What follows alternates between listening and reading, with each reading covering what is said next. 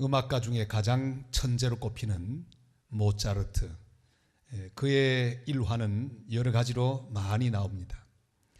그의 삶을 영화로 만든 아마데우스라고 하는 영화도 있습니다. 살리에르라고 하는 궁중음악가가 있습니다.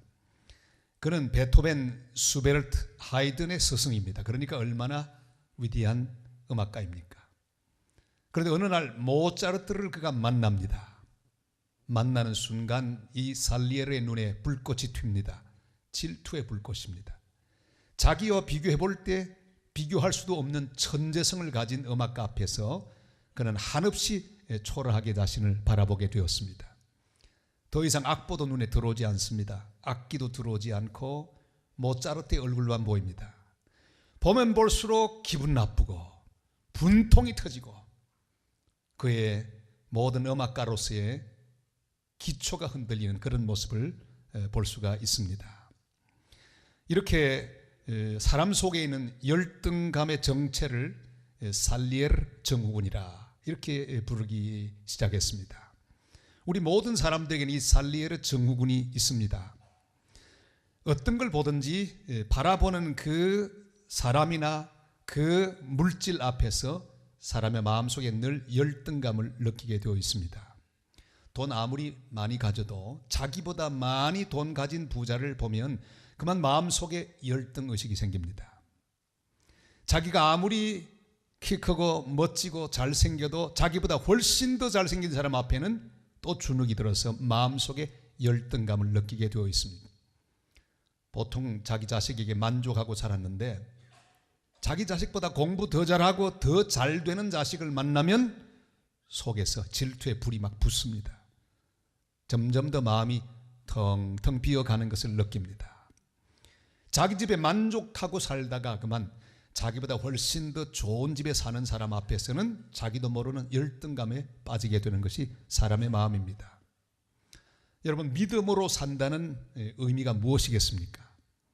그것은 바로 더 이상 사람이나 어떤 물질이나 세상의 명예를 바라보지 않고 오직 주님만 바라본다고 하는 말로 바꾸어 설명할 수 있을 것입니다. 그런데 이 오직 주님만을 바라보는 이 삶을 통해 우리 속에 있는 잘못된 이 살리에르 증후군, 이 모든 약점에서부터 우리는 벗어날 수 있습니다. 이상하게 주님을 바라보고 있는 동안에는 저 밑바닥부터 우리의 마음이 채워지는 것을 경험하게 됩니다. 히브리 12장 2절로 3절이 이렇게 말씀하죠. 다 같이 읽습니다.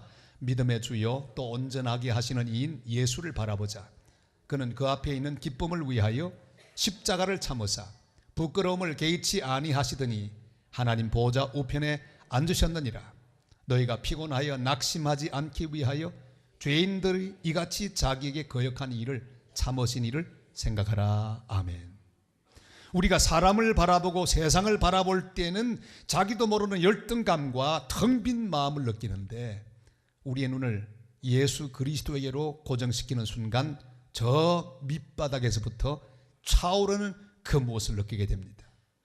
이상한 평안을 느낍니다. 주님을 바라보고 있는 동안에 빈 곳이 채워지는 경험을 하게 됩니다. 예수님을 바라보는 이 귀한 삶의 핵심은 바로 십자가입니다. 주님을 바라본다는 말씀은 십자가를 바라보는 것으로 바꾸어 말할 수 있습니다. 이 십자가는 빼앗긴 현장입니다. 치욕의 현장입니다. 고통의 현장입니다. 버림받는 현장입니다. 그런데 이 십자가야말로 하나님이 나를 사랑하시고 나와 함께 계시고 나를 용서하시고 나를 받아주시는 충분한 증거가 됩니다. 우리는 십자가를 바라보며 주님이 얼마나 나를 귀하게 보고 계시며 나를 얼마나 사랑하시는가 하는 놀라운 증거를 발견할 수 있습니다. 예수님 살아계실 때, 이 땅에 계실 때 서기관이나 바리새인들이 주님께 찾아왔습니다. 그들은 좀 더 화끈한 증거를 보기를 원했습니다. 표적 보기를 원했습니다. 무언가 좀 기적적인 일, 눈에 막 보이는 굉장한 표적들을 좀 보여달라고 그렇게 부탁했습니다. 주님 이렇게 말씀하지요. 마태복음 12장 38절로 39절입니다. 다 같이요. 그때 서기관과 바리새인 중 몇 사람이 말하되 선생님이여 우리에게 표적 보여주시기를 원하나이다. 예수께서 대답하여 이르시되 악하고 음란한 세대가 표적을 구하나 선지자 요나의 표적 밖에는 보일 표적이 없느니라. 아멘. 어디 서기관과 바리새인들 밖에 없겠습니까? 우리 모두는 나름대로 화끈한 표적들을 기다리는 사람입니다. 무언가 내 인생에 다른 사람에게 일어나지 않은 굉장한 일이 일어나기를 바라고 있습니다. 내가 이렇게 기도했는데 이렇게 응답이 되어서 이렇게 화끈하게 정말 드라마틱하게 내 인생의 간증들이 전개되길 우리는 바라고 있습니다. 내 기분을 만족시킬 수 있는 표적, 내 욕심을 만족시킬 수 있는 표적들을 우리는 기다리고 있습니다. 우리가 각본을 다 짭니다. 야, 이 다음에는 이렇게 되고 내가 기도했더니 이렇게 응답을 받았어. 이렇게 굉장한 열매를 내가 맺게 된 이 놀라운 기적 하나님이 나에게 보여주시면 얼마나 좋을까. 이런 생각들을 다 가지고 있는데 주님은 오늘 이런 생각 가진 우리를 향해 말씀합니다. 이미 충분한 표적을 다 보여주었다. 내가 너희를 위하여 십자가에서 죽었다. 십자가 안에 다 있다. 더는 보여줄 것이 없다. 이미 충분한 증거를 십자가에서 보여주었다. 주님께서 말씀하고 계십니다. 우리를 구원하는 방법으로 하나님께서는 예수 그리스도의 십자가를 선택하셨습니다. 가장 약하고 힘없고 가난한 자의 모습으로 이 땅에 오셨고 가장 심한 죄인이 지는 십자가에서 죽으심으로 우리를 구원하셨습니다. 이사야 53장 2절이 또한 우리에게 이렇게 말씀하죠. 다 같이요. 그는 주 앞에서 자라나기를 연한 순 같고 마른 땅에서 나온 뿌리 같아서 고운 모양도 없고 풍채도 없은즉 우리가 보기에 흠모할 만한 아름다운 것이 없도다. 아멘. 우리 하나님이 우리들에게 보여주신 가장 놀라운 증거, 사랑의 증거, 우리와 함께 계시는 증거는 바로 예수 그리스도이시고 그가 지신 십자가입니다. 우리가 주의 십자가를 보는 동안에 우리는 하나님의 사랑의 증거를 발견하고 하나님 내 인생에 개입하시는 증거를 발견하고 충분하게 나를 인도하시는 그 놀라운 증거를 발견하는 복된 성도들이 되시기를 바랍니다. 스티브 도나휴라고 하는 사람이 사막을 건너는 6가지 방법이라는 책을 썼습니다. 굉장히 많이 사람들에게 읽혔습니다. 프랑스에서 출발해서 그 거대한 사하라 사막을 그가 건너게 되었습니다. 6가지 방법 가운데 제일 재미있는 방법은 그가 한 번은 집을 타고 쭉 가다가 푸슈푸스라고 하는 사막에 그 모래 사막에 빠졌습니다. 그 사막에서 빠져나온 비결을 그는 설명하고 있습니다. 여러 가지 방법이 있을 것입니다. 지렛대를 사용해서 힘을 다해서 차를 밀어내는 방법이 있을 것이고 지나가는 사람에게 도움을 받아 끌어내는 방법이 있을 것입니다. 그리고 또한 엑셀레이터를 힘있게 밟아서 빠져나가는 방법도 있을 것입니다. 그러나 그 모든 방법은 통하지 않았고 그가 제안하는 방법은 이 타이야의 바람을 빼는 방법이었어요. 바람을 다 빼고 그리고 이 바람을 빼는 가운데 이 타이야와 또한 모래와의 마찰력이 세워지게 되고 모래 사막을 무사히 빠져나올 수 있었다고 합니다. 하나님은 하나님의 모든 것을 다 포기하시고 저 자세로 이 땅에 오셨습니다. 그리고 독생자를 십자가에서 죽게 하셨습니다. 그는 마치 힘없는 자처럼 아무것도 할 수 없는 자처럼 무력하게 십자가에서 자신의 모든 것을 주시고 돌아가셨습니다. 사랑하는 성도 여러분, 지금 우리에게 필요한 것은 더 많이 내가 바라는 것으로 아주 빵빵하게 채우는 것이 아닙니다. 우리 각자에게 내가 바라는 것이 있습니다. 그래서 항상 부족함을 느낍니다. 하나님 이것도 좀 주세요. 저것도 좀 주세요. 하나님 앞에 무언가 늘 부족해서 더 채워달라고, 좀 더 많이 달라고, 그런 마음으로 주님 앞에 기도하는 우리들입니다. 그러나 우리가 이 시간 필요한 것은 더 많이 받는 것이 아닙니다. 좋은 지렛대 같은 도움을 발견하는 것도 아닙니다. 더 힘을 내어서 엑셀레이터를 밟는 것도 아닙니다. 우리에게 필요한 것은 갈보리 십자가의 주님을 바라보며 내 속에 있는 정욕의 바람, 교만의 바람, 세상의 바람을 더 빼는 것입니다. 그리고 더 낮은 자세로 바짝 엎드려 갈보리 십자가를 바라보는 것입니다. 그리고 주님의 십자가에 나도 함께 못 박히고 나도 함께 장사 지낸 바 되는 것입니다. 주님의 십자가를 바라보며 우리의 바람들을 다 빼어내십시다. 겸손히 주의 십자가를 바라보면서 그 십자가로 인하여 채워지는 놀라운 영적인 행복과 만족을 맛보는 성도들이 되시기를 바랍니다. 그렇게 할 때 우리는 이 세상 땅 위에서 벗어나지 못할 그 어떤 모래사막도 없을 것입니다.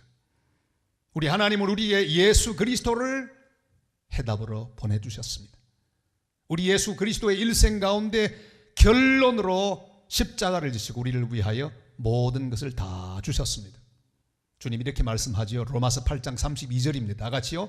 자기 아들을 아끼지 아니하시고 우리 모든 사람을 위하여 내주시니가 어찌 그 아들과 함께 모든 것을 우리에게 주시지 아니하겠느냐. 아멘. 예수 그리스도 안에 모두 다 있습니다. 그 한 분 안에 모두 다 있습니다. 그 주님의 십자가 안에 우리가 원하는 모든 것이 다 들어있습니다. 예수 그리스도를 우리를 위하여 십자가에 내어주신 하나님이 어찌 우리의 인생을 책임지지 않으시겠습니까? 갈보리 십자가는 우리를 향한 하나님의 충분한 증거입니다. 여러분 다른 증거를 구하지 마십시오. 이미 우리는 충분한 증거를 다 보았습니다. 십자가 안에 우리의 모든 희망과 미래와 해답이 있습니다. 충분한 증거가 되는 주의 십자가를 바라보고 더욱 힘있게 주의 십자가를 붙들고 십자가를 자랑하는 복된 성도들이 다 되시기를 주님의 이름으로 축원합니다. 하나님 우리에게 주신 충분한 증거인 이 십자가는 그냥 십자가가 아닙니다. 하나님의 아들 예수 그리스도가 충분한 고난을 당하신 장소입니다. 그는 인간이 맛볼 수 있는 모든 고난을 다 경험하시고 친히 그 몸으로 그 모든 슬픔과 저주와 고난을 다 감당하셨습니다. 이사야 53장 3절이 이렇게 말씀하죠. 다 같이요. 그는 멸시를 받아 사람들에게 버림받았으며 간고를 많이 겪었으며 질고를 아는 자라 마치 사람들이 그에게서 얼굴을 가리는 것 같이 멸시를 당하였고 우리도 그를 귀히 여기지 아니하였도다. 그는 실로 우리의 질고를 지고 우리의 슬픔을 당하였거늘 우리는 생각하기를 그는 징벌을 받아 하나님께 맞으며 고난을 당한다 하였노라. 그가 찔림은 우리의 허물 때문이요 그가 상함은 우리의 죄악 때문이라. 그가 징계를 받음으로 우리는 평화를 누리고 그가 채찍에 맞음으로 우리는 나음을 받았도다. 주님은 모든 우리의 고난과 슬픔과 저주와 눈물을 다 온몸에 감당하시고 돌아가셨습니다. 충분한 고난을 우리 모두를 대신하여 다 받으셨습니다. 우리의 죄로 인해 우리가 겪어야 할 모든 형벌을 대신 받으셨습니다. 그는 육체적인 고통을 경험하셨습니다. 매로 맞으셨습니다. 채찍으로 맞으셨습니다. 침뱉음을 당하시고 또한 뺨을 맞으시고 십자가에 못 박히시고 머리에 가시관을 쓰셨습니다. 말할 수 없는 육체적인 고통을 당하셨습니다. 그것뿐 아니라 정신적인 고통을 당하셨습니다. 제자들에게 버림받는 배반당한 고통, 민족들에게 완전히 따돌림을 받는 그런 고통을 당하셨습니다. 모욕을 경험하셨습니다. 말할 수 없는 정신적인 고통 때문에 온 밤을 지새워가며 기도하시던 주님의 모습이 여기저기 성경에 나옵니다. 그것뿐 아니라 그는 영적인 고통도 경험하셨습니다. 십자가 위에서 예수 그리스도는 하나님의 버림을 받습니다.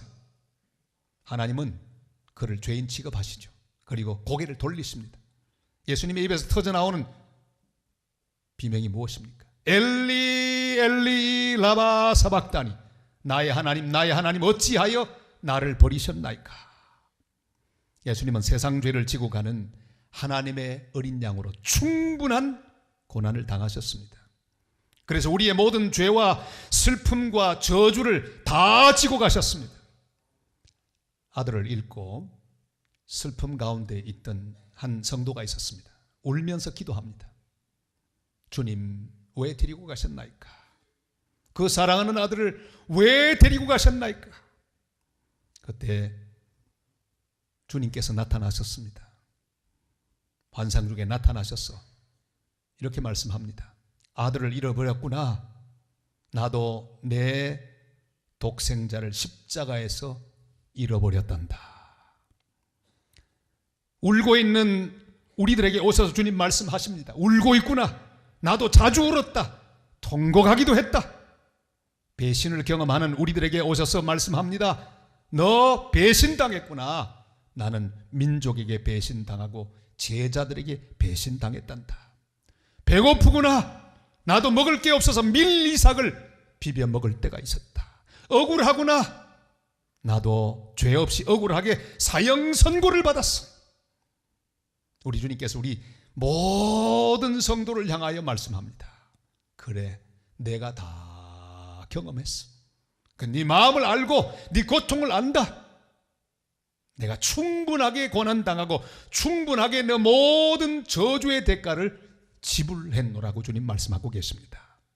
그리고 우리의 구원을 다 완성하시고 속죄를 이루시고 용서를 다 이루셨습니다. 그는 만족하셨습니다. 왜요? 충분한 고난을 당하셨기 때문입니다. 충분하게 다 모든 것을 대속하셨기 때문입니다. 이사야 53장 11절에 그 말씀이 나오죠. 같이 읽습니다. 그가 자기 영혼에 수고한 것을 보고 만족하게 여길 것이라. 나의 의로운 종이 자기 지식으로 많은 사람을 어렵게 하여 또 그들의 죄악을 친히 담당하리로다. 아멘. 예수님은 충분하게 고난을 당하시고 충분하게 우리의 죄값을 갚아주셨습니다. 충분하게 우리의 모든 짐을 대신 져주셨습니다. 이 놀라운 사실은 바로 우리가 하나님의 얼마나 큰 사랑을 받는가 하는 증거입니다. 하나님 우리를 얼마나 많이 사랑하시는가 하는 것을 나타내는 증거입니다. 십자가는 바로 하나님 아버지의 충분한 사랑의 증거입니다.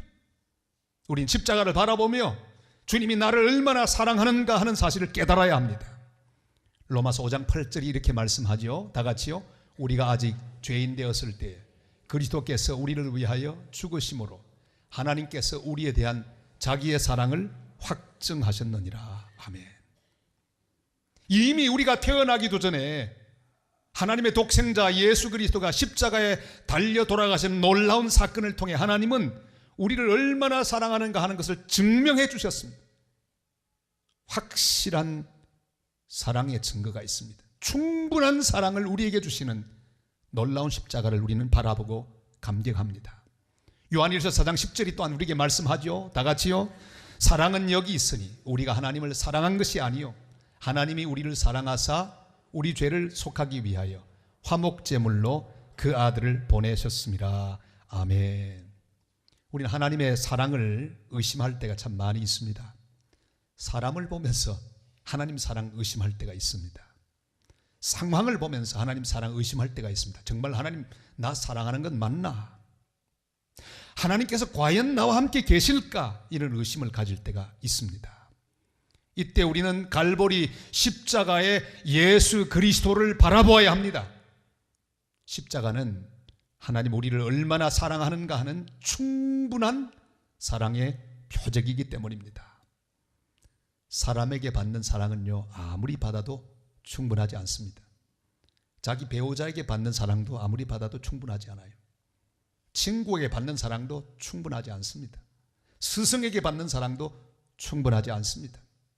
자식에게 받는 사랑도 충분하지 않습니다. 심지어 여러분의 담임 목사인 제게 받는 사랑도 절대로 충분하지 않을 것입니다. 여러분, 내가 아무리 좋아하는 사람에게도 절대로 충분한 사랑은 오지 않습니다. 어떤 목사님의 참 피맺힌 고백을 읽었습니다. 이 목사님 간이 완전히 이제 상해서 간 이식을 받지 않으면 돌아가십니다. 간 이식이라고 하는 건 아무나 이게 받을 수 있는 게 아니라 주로 자식들에게 받습니다.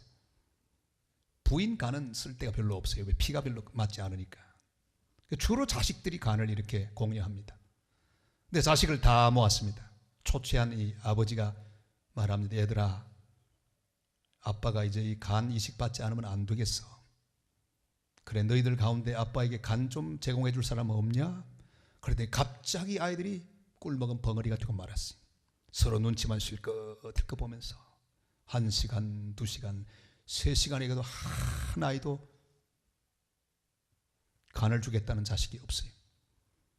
그래서 얼마 뒤에 목사님은 돌아가셨습니다. 믿었던 자식마저도요, 마지막에 주지 않더라고요. 여러분 자식은 줄 것 같습니까? 한번 가서 확인해 보시기를 바랍니다. 여러분, 세상에 있는 어떤 인간도 우리에게 만족할 만한 충분한 사랑을 줄 사람은 없습니다. 오직 예수 그리스도 외에는 없습니다. 그분은 생명을 바치셨습니다. 하나님의 사랑은 충분한 사랑, 십자가 예수 그리스도의 사랑은 충분한 사랑, 우리를 만족시켜 주실 것입니다. 그 외에는 없습니다. 오직 예수 그리스도의 십자가를 통해 우리는 주님의 사랑을 확신하고 확정하는 복된 하나님의 사람들이 되실 수 있기를 바랍니다. 오래전에 일본인 목사님 가운데 전영복 목사님이라고 계십니다. 바로 이분이십니다. 저는 이분의 설교를 70년대 들었습니다. 지금은 돌아가셨죠. 얼마나 한국말을 잘하시는지. 제일 은혜 받는 대목은 늘 설교할 때마다 일본 놈들이, 일본 사람이 일본 놈이라고 하니까 왜 그렇게 고소하게 들리는지. 설교 내용보다 일본 놈 할 때마다 우리는 은혜를 받았습니다. 항상 일본 놈들이, 자기가 일본 사람이니까. 이분은 일본에서 예수를 믿고 참으로 귀한 목회를 하고 있었는데 기도하다가 하나님의 음성을 들었습니다. 한국에 가서 너희들이 압제하고 있는 한국 땅에 가서 복음을 전해라. 와서는 열심히 복음을 전합니다. 근데 이게 웬일입니까? 저 북쪽 두만강 근처에서 복음을 전하다가 일본 순사에게 붙들렸습니다. 너 독립군과 내통하는 첩자지? 그리고는 고문하기 시작합니다. 두들겨 팹니다. 온몸이 피투성이가 됩니다. 몇 시간 동안 두들겨 맞고 감옥에 팽개쳐졌습니다. 그는 너무 억울하고 분해서 눈물 흘리면서 기도합니다. 주님, 너무 억울합니다. 복음 전하기 위해 한국 땅에 와서 이렇게 민족 반역자로 몰려 동족에게 고난당하고 심히 맞았습니다. 정말 억울합니다. 억울합니다. 새벽까지 그렇게 울며 기도하는데 갑자기 갇힌 감옥이 환하게 밝아지더니 십자가에 달리신 예수 그리스도, 가시관 쓰시고 피 흘리는 주님이 나타나셨습니다. 못 박힌 손과 그 허리를 보여주고 발을 보여주면서 말씀합니다. 이 사람아, 매 좀 맞는 게 뭘 그리 억울하냐? 나는 너를 위해 매를 맞고 벌거벗은 수치와 모욕을 당하고 감옥에 갇히고 목숨까지 십자가에 매달려 버렸는데 너는 나를 위해 매 좀 맞는 것이 그렇게 억울하냐? 이 전 목사님은 주님 발 앞에 엎드려 회개합니다. 주님, 제가 잘못했습니다. 주님, 저를 위해 그렇게 고통당하시고 죽으신 사랑 제가 알지 못했군요.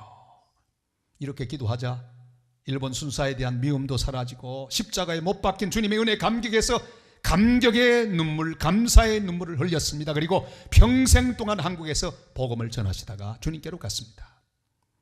사랑하는 성도 여러분, 십자가, 갈보리 십자가는 충분한 하나님 사랑의 증거입니다. 어떤 경우에도 주님의 사랑을 의심하지 마시기를 바랍니다. 조금 힘들다고 불평하지 마시기를 바랍니다. 내 뜻대로 안 된다고 불평하고 속상하고 주님 앞에 원망하는 마음을 가져서는 안 됩니다. 하나님이 이미 나에게 충분한 사랑의 증거를 십자가를 통하여 보여주셨기 때문입니다. 이미 충분한 고난을 당하심으로 내 모든 죄와 저주의 값을 다 갚아주셨습니다. 그러므로 이제 더 이상 증거를 보여달라고 하지 말고 감사하며 찬송해야 합니다.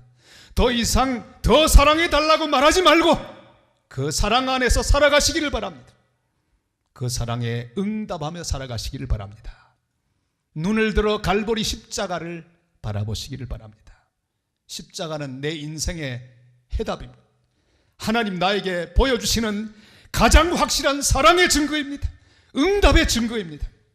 감사하며 찬양하며 평생토록 주의 십자가를 감사하고 찬양하고 의지하고 자랑하며 살아가는 복된 성도들 다 되시기를 주님의 이름으로 축원합니다.